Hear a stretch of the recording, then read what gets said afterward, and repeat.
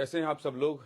नमस्कार, मैं हूं ज्ञानेंद्र तिवारी और 10 बजे बातचीत हुई थी कि 10 बजे लाइव आऊंगा फेसबुक पेज में।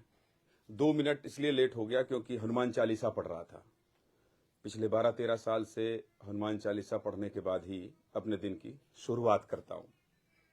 करना चाहिए, मैं ऐसा मानता हूं।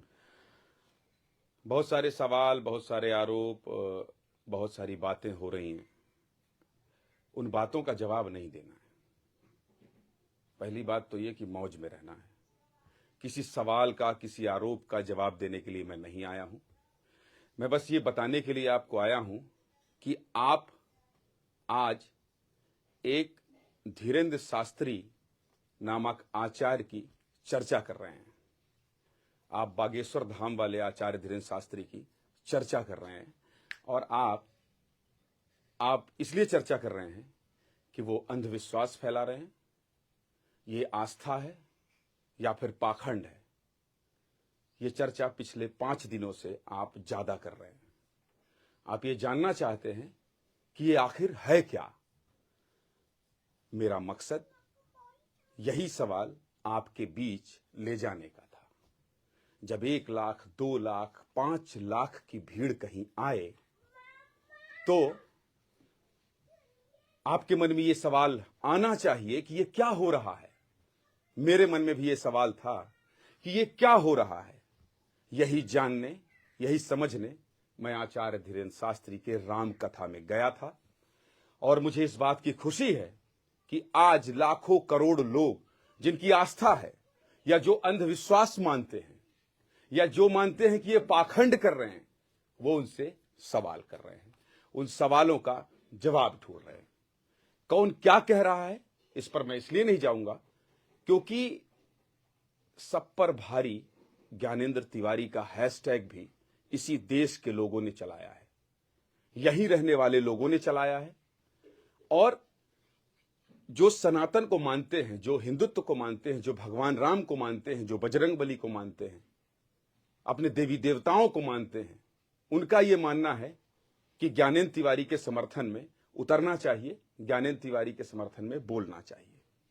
आप बोले, विरोध में बोलें, उसका ज्यादा स्वागत है। समय समय पर पता चलता है कि आपका विरोध क्यों हो रहा है, आपका विरोध कौन कर रहा है, कौन कर रहा है और क्यों हो रहा है, इस पर मैं नहीं जाऊंगा। मैं अपने आप को सफल इसलिए मान रहा हूं कि आज आप चर्चा कर रहे हैं। मैं बार बार कह रहा हूं, पाखंड, अंधविश्वास, श्रद्धा, ये मैंने आपके ऊपर छोड़ दिया है। ये तय आपको करना है कि आप क्या मान रहे हैं। पर मैं सफल इसलिए मान रहा हूं कि आप चर्चा कर रहे हैं। इस बात की चर्चा ही नहीं होनी चाहिए, समाधान की ओर जाना चाहिए।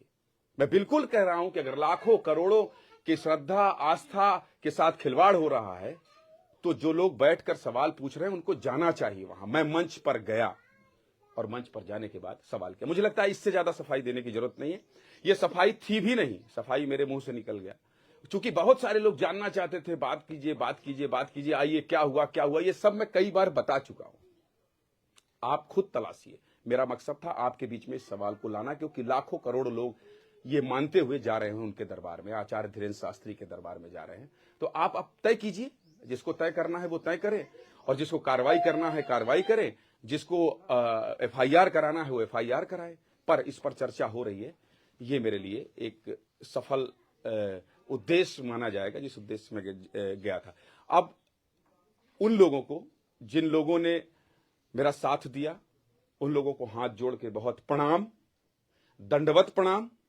और अगर प्रणाम करना, दंडवत प्रणाम करना अपराध है तो मैं अपराधी सही, मैं अपराधी हूं। जिन लोगों ने मेरे लिए सोचा, जिन लोगों ने मेरे लिए लिखा, मैं ऐसे लोगों को जानता भी नहीं हूं, उनको दंडवत प्रणाम है, चरण स्पर्श है।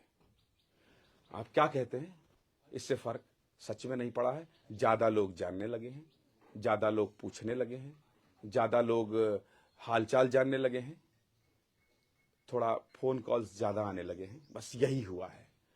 और लोग कह रहे हैं कि आप तो छा गए, कुछ लोग कह रहे हैं कि आपने तो बर्बाद कर दिया। ये तय आपको करना है।